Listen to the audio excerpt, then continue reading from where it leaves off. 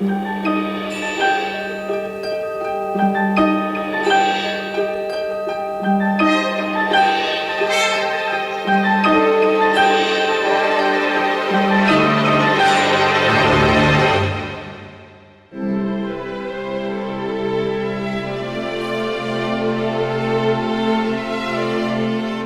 поднялся в глазах их, и облако взяло его из вида их.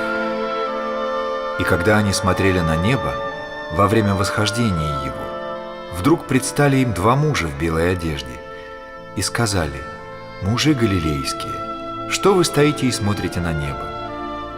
Сей Иисус, вознесшийся от вас на небо, придет таким же образом, как вы видели его восходящим на небо». Тогда они возвратились в Иерусалим с горы, называемой Илион, которая находится близ Иерусалима, в расстоянии субботнего пути. Деяния святых апостолов.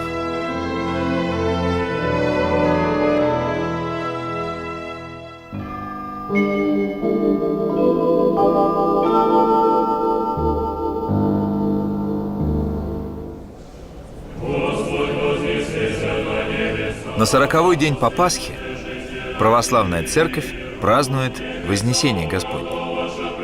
Это один из древнейших праздников пасхального цикла. В церковном календаре он появился не позднее конца IV века. Вознесение стало завершением земного пути Христа Спасителя. На вершине Елеонской Масличной горы совершилось явление всему миру славы Бога Отца через Сына. Но, возвращаясь к Небесному Отцу, Христос не разлучается и с людьми, чью плоть Он воспринял на себя. Он остается со своими учениками и со всеми любящими Его, составляющими Его тело, Церковь. В течение 40 дней от Пасхи до Вознесения христиане вспоминают Спасителя, который многократно являлся своим ученикам, чтобы укрепить их в вере и подготовить к пришествию Утешителя, Духа Святого. Последние годы земной жизни Спасителя прошли перед глазами Его учеников. Они были свидетелями Его страданий и смерти, свидетелями Его воскресения. Но даже после воскресения Христова они не могли понять, в чем был смысл всего происходившего. Уже в сам день Вознесения, когда Господь прощался с учениками, они спросили: «Не в это ли время, Господи, восстановляешь Ты царство Израилю?» Апостолы все еще надеялись, что Иисус станет земным властителем, царем израильским. И лишь когда Христос стал возноситься на небо, они наконец поняли, что речь идет не о восстановлении земного царства, а о том, что Господь призывает их, а вместе с ними и всех нас, в свое небесное царство. Илионская гора – самая высокая в окрестностях Иерусалима. У ее подножия, в Гефсиманском саду, незадолго до распятия Иисус Христос обращал молитвы к Отцу. Здесь Спаситель беседовал с учениками о конце мира. На вершине Илиона Он вознесся на небо.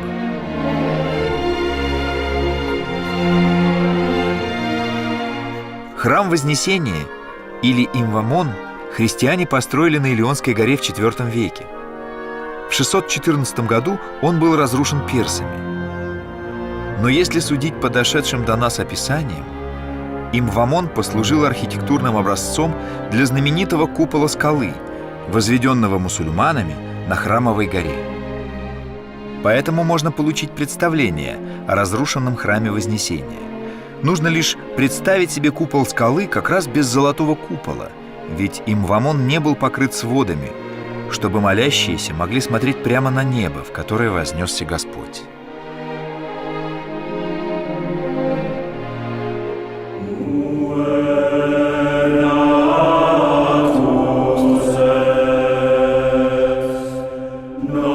На самом же месте Вознесения, до наших дней во дворе часовни, воздвигнутой уже при крестоносцах, сохранились основания колонн древнего храма. Русские богомольцы назвали это место Стопочкой.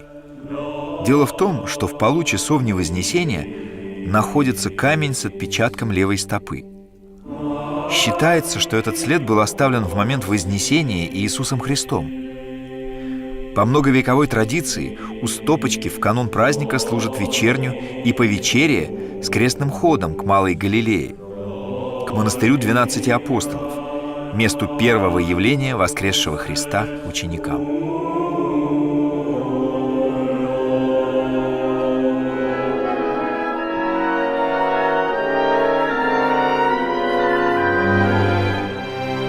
Праздник Вознесения Господня на Масличной горе совершается литургия, в том числе и в русском Спасо-Вознесенском Елеонском женском монастыре.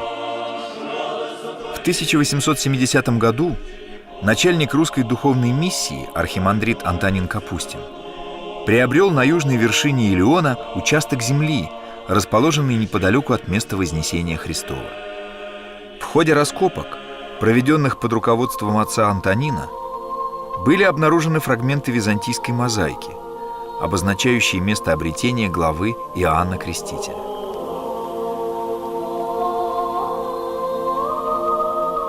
Строительство Русского Вознесенского собора растянулось на 14 лет.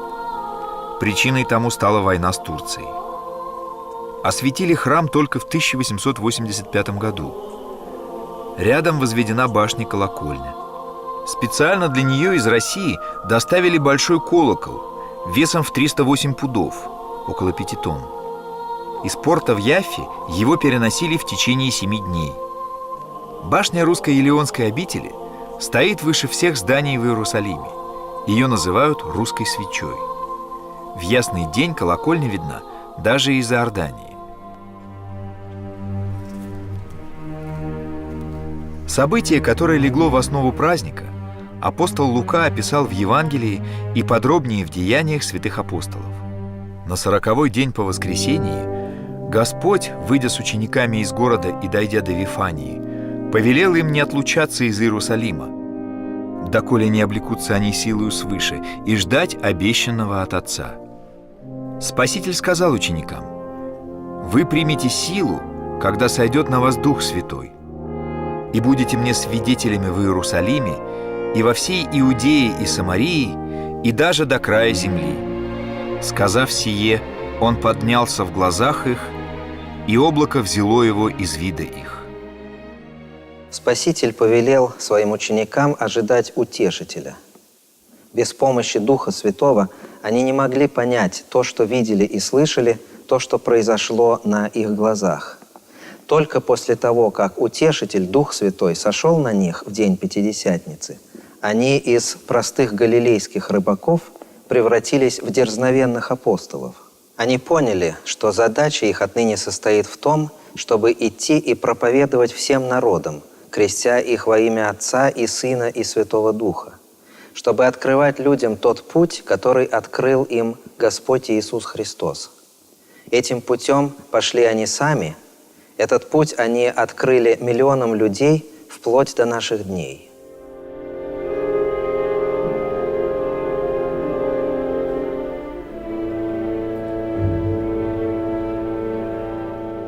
Первыми свидетелями Господа были апостолы, пострадавшие все как один за свое свидетельство, и мученики.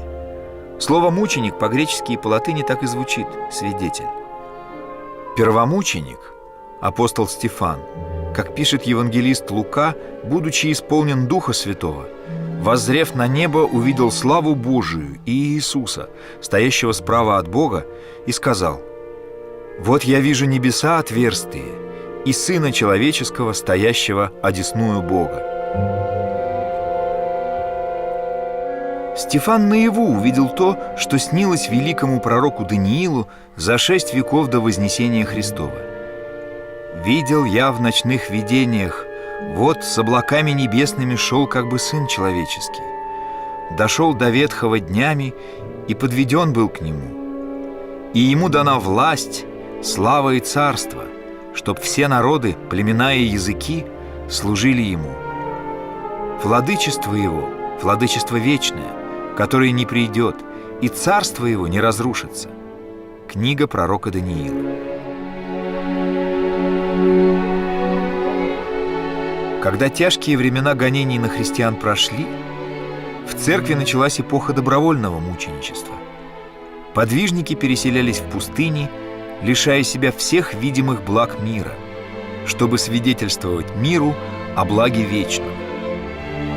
Когда и такими свидетелями наполнилась христианская земля, некоторые иноки взяли на себя подвиг, доступный не всем и привлекавший внимание тех, кто уже привык к обычным монахам-отшельникам. Подвиг столпничества.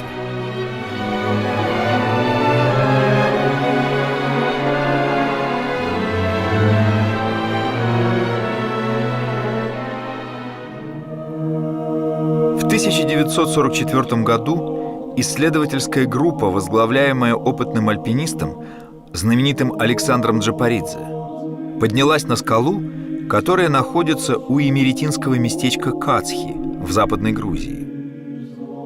На вершине этого крупного 40-метрового известнякового монолита ученые обнаружили останки храма, кельи и усыпальницы. Оказалось, что это горное образование еще в VI веке было превращено в столб. Дальнейшие исследования привели историков и археологов к выводу, что столпническая жизнь продолжалась тут вплоть до XVI века, а после заглохла из-за нашествия завоевателей. В 2009 году в Кацхи закончились восстановительные работы. На горе возвели храм, а у ее подножия основали монастырь в честь святого Симеона Столпника. Но есть основания полагать, что изначально церковь была посвящена празднику Вознесения, поскольку у местного населения сохранилась традиция, о времени происхождения которой уже никто не помнит, приходить к столпу и устраивать здесь семейное народное празднование именно на Вознесение.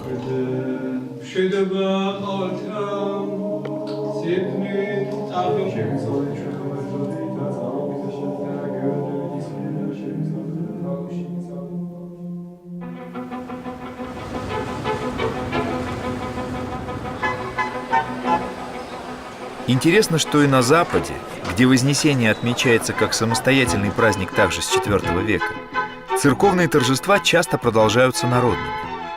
В Венеции, начиная с 1000 года, на Вознесение совершается обряд, который называется «обручение Дожа с морем».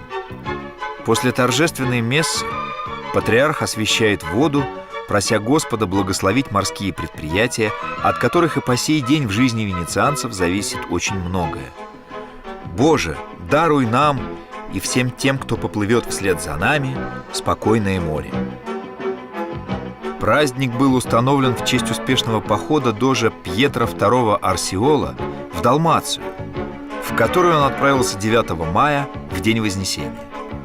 А в 1177 году на Вознесении был подписан долгожданный мирный договор между императором Фридрихом Барбароссой, папой и Венецией, после чего дож стал символически бросать в волны золотой перстень, объявляя, что Венеция и море неразлучны.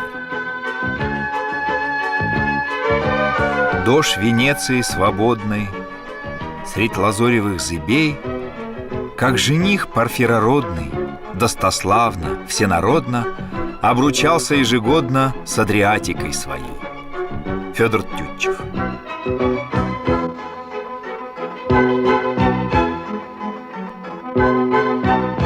Вознесение – праздник Победы. Христианам есть от чего ликовать. Ведь перед тем, как взойти на небо, Господь обещал, что всегда будет рядом до скончания века. И кто или что тогда может устрашить верующего? Христос возвращается к своему Отцу, с которым Он никогда не разлучался, и возносится на небо, которого никогда не покидал. Но если до воплощения Он пребывал на небе как Бог, то ныне Он возносит к престолу Божию вместе со своей божественной природой и соединившуюся с ней человеческую природу. Восприняв человеческое естество, Христос обожил его, открыв путь обожения для всякого человека. Вознесение завершает и увенчивает тот путь, по которому Бог вел человеческое естество, восприняв его на себя.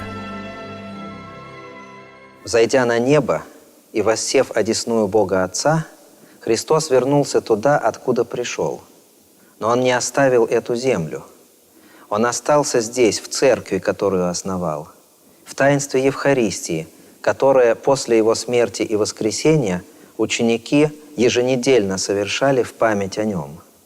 Он остался в том Утешителе, Духе Святом, которого послал своим ученикам и который до сих пор пребывает в Церкви, входя в наши сердца и наполняя нас своим живоносным присутствием. Ради того, чтобы послать нам Духа Святого, Господь Иисус Христос претерпел страдания и крестную смерть. На праздник Вознесения Господня звучат проповеди, которые оставили отцы Церкви IV века – Григорий Нисский, Иоанн Златоуст. К концу IV века относятся и первые упоминания о торжестве Вознесения у западных богословов. Празднование Вознесения в православных храмах продолжается 8 дней. Отдание совершается в пятницу перед праздником Пятидесятницы. В дни попразднства тема Вознесения в богослужебных текстах соединяется с темой ожидания сошествия Святого Духа. Таким образом, попразднство Вознесения одновременно становится как бы началом празднования Пятидесятницы. В момент Вознесения Господь открыл всем людям новый путь, по которому еще никто никогда не восходил. Чтобы пройти этим путем, каждый христианин должен следовать заповедям Нового Завета, единственного завета с Господом, который будет действовать до тех пор, пока не наступит второе пришествие Спасителя. Таким образом, Вознесение стало и прообразом второго пришествия Христа, когда Он придет во славе судить живых и мертвых. В деяниях святых апостолов ангелы говорят ученикам: «Вознесшийся Господь придет таким же образом, как вы видели Его восходящим на небо».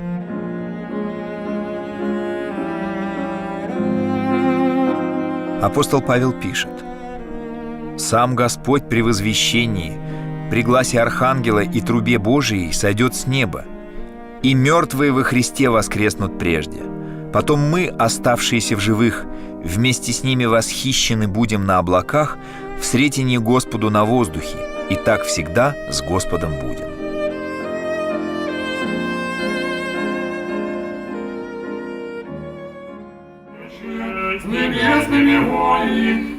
Эти слова из послания к фессалоникийцам о всеобщем воскресении читаются во время отпевания, утешая близких, подобно тому, как и сам Господь утешал свою мать и своих учеников при Вознесении. «Яко же слышу, что утнесут мои праведники, яко не ищу воли моя, но воли пославшего меня Отца». О значимости Вознесения для церкви и каждого христианина говорит и то, какое место отводится ему в храмовой живописи. В ранней церкви Вознесение Господне было принято изображать на своде купола.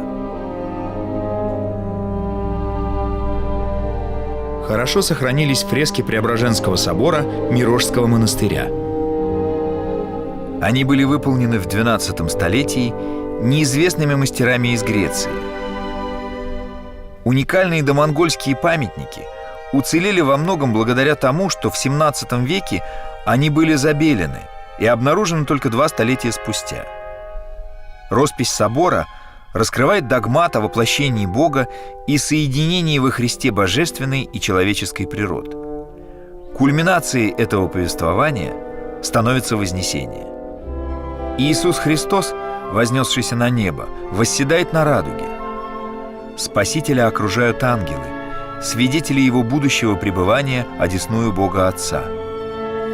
За ангелами следует пространство Нового Завета. В этой части фрески иконописцами помещены образы Богоматери, 2 архангелов, апостолов и Иоанна Предтечи. И, наконец, в нижнем ярусе изображены ветхозаветные пророки, предвещавшие приход Иисуса Христа. Мирошская фреска, как и многие православные иконы Вознесения, изображает не только тех, кто непосредственно присутствовал на Илионской горе в момент Вознесения. Это не иллюстрация к событию, описанному в Священном Писании. Образ праздника призван передать саму суть события. Вознесение становится окончанием земной жизни Спасителя и началом истории новозаветной апостольской церкви. В праздник Вознесения Господня слыша о ранних днях Церкви и о том, как начиналась апостольская проповедь, мы понимаем, что все это имеет прямое отношение и к нам, потому что и мы вовлечены в историю спасения, потому что и для нас своим вознесением Господь открыл врата Царствия Небесного, потому что и к нам Он обращает свои заповеди и наставления, как обращал их к своим апостолам, потому что и нас, как апостолов, Он призывает идти в мир и проповедовать Его смерть и воскресение. Как говорит апостол Павел, всякий раз, когда мы принимаем внутрь себя тело и кровь Христовы, мы исповедуем, возвещаем смерть и воскресение Господа.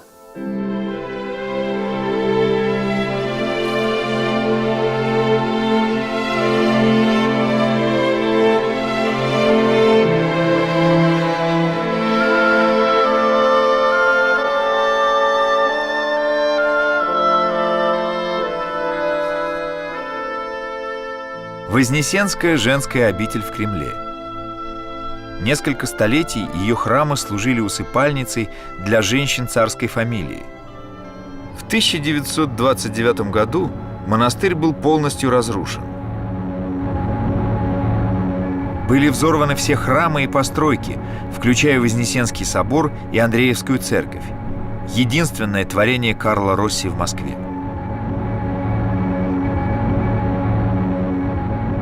Построить монастырь в память о победе в Куликовской битве повелела великая княгиня Евдокия, жена Дмитрия Донского, духовная дочь преподобного Саввы Старожевского. Новую обитель возвели у Спасских ворот Кремля, там, где Евдокия встречала своего супруга и все русское войско, вернувшееся в Москву после Куликовского сражения. После смерти великого князя часть княжеских палат Евдокия отдала под устройство женского монастыря. Она приняла постриг, получив в монашестве имя Ефросиния. Вместе со своим супругом, святым князем Дмитрием Донским, преподобная Ефросиния Московская была канонизирована Русской Православной Церковью. Мощи святой сегодня хранятся в одном из пределов Архангельского собора Кремля.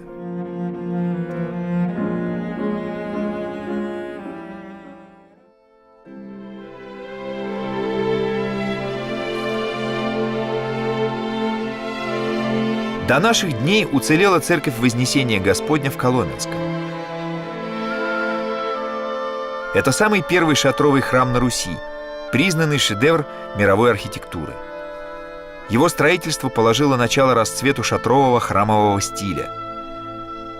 Белокаменный купол церкви как бы вырастает из рядов тройных кокошников. Высота храма башни достигает 62 метров. Его опоясывает галерея-гульбище с высокими крытыми лестницами. Церковь Вознесения Господня была возведена в 1532 году на правом берегу Москвы-реки.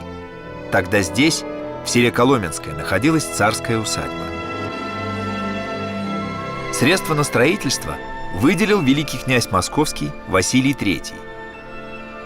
Историки полагают, что храм задумывался для моления о чадородии великокняжеской четы. В советское время здание храма передали в ведение музея-заповедника. Уже в наше время шатровый храм Вознесения Господня был отреставрирован. По основным церковным праздникам в нем теперь снова проходят службы.